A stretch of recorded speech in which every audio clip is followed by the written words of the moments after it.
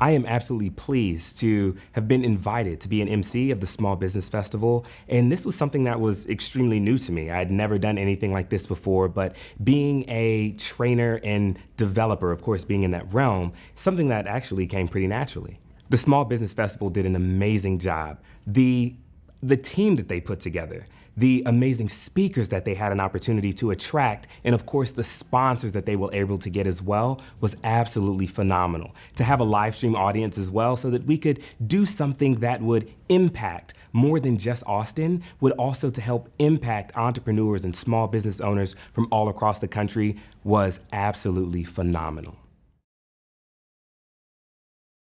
In my spare time, I love to spend with my family, my daughter, and my girlfriend. I love being outdoors as well.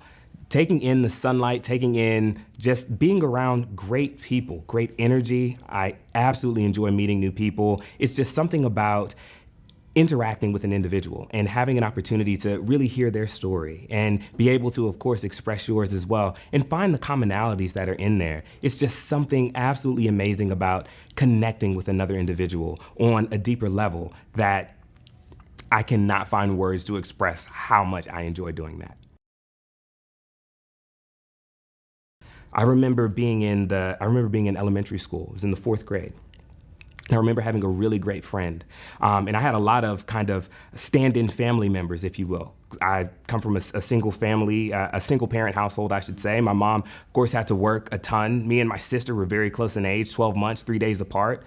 She went to Villanova University, wanted to be a lawyer, but of course had to drop out. If you have a child and then of course have another child 12 months and 3 days later, right, it's really tough to stay enrolled. So she had to drop out. And I remember her doing all of these odd jobs. And she's a nurse now, amazing, amazing woman. And I really and truly owe a lot of my success to her because of how hard she worked, I can't help but to be successful, right? Just to essentially pay homage to her and pay it forward. And I remember being in the 4th grade, having a friend come and pick me up, and it was he and his father, and they took me to a soccer game. I was an amazing soccer player, if I were to toot my own horn for just a second.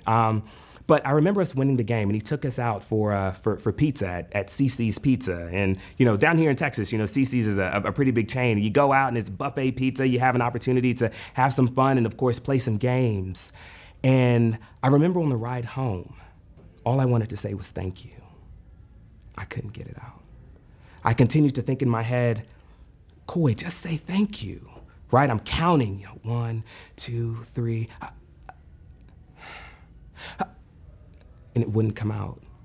And I remember going home that night and just crying because all I wanted to do was show some gratitude and simply say thank you.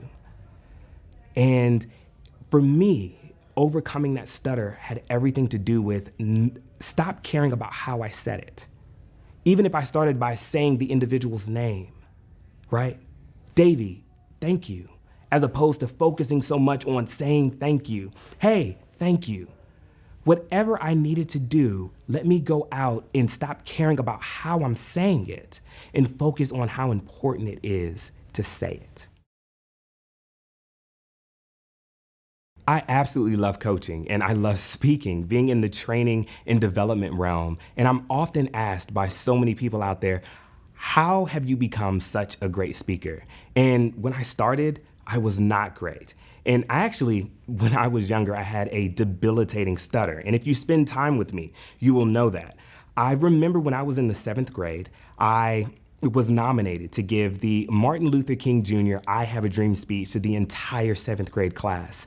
And immediately I thought to myself, what a cruel joke, right? How could you put a short, because I'm only 5'7" now, right? How could you put a short kid on stage with a debilitating stutter to give a speech in front of his entire 7th grade class? I remember running home to my mom and telling her I no longer wanted to go to that school because not only would I be the laughingstock of the 7th grade, I would be the laughingstock of the whole school. But I remember her looking at me and telling me, you can do this, Koy. I believe in you. And I remember taking that speech and being so engrossed in that speech that, hell, I even thought I wrote this speech, right? And I got up on stage, and this isn't a hero story.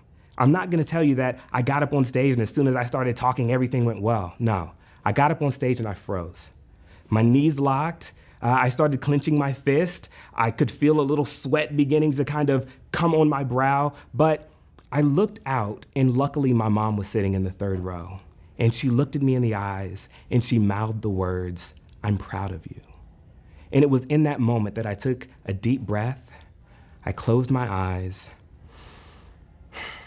and I stepped up to the stage. And again, this is not a hero story, but I stumbled and I stuttered, but I got through it.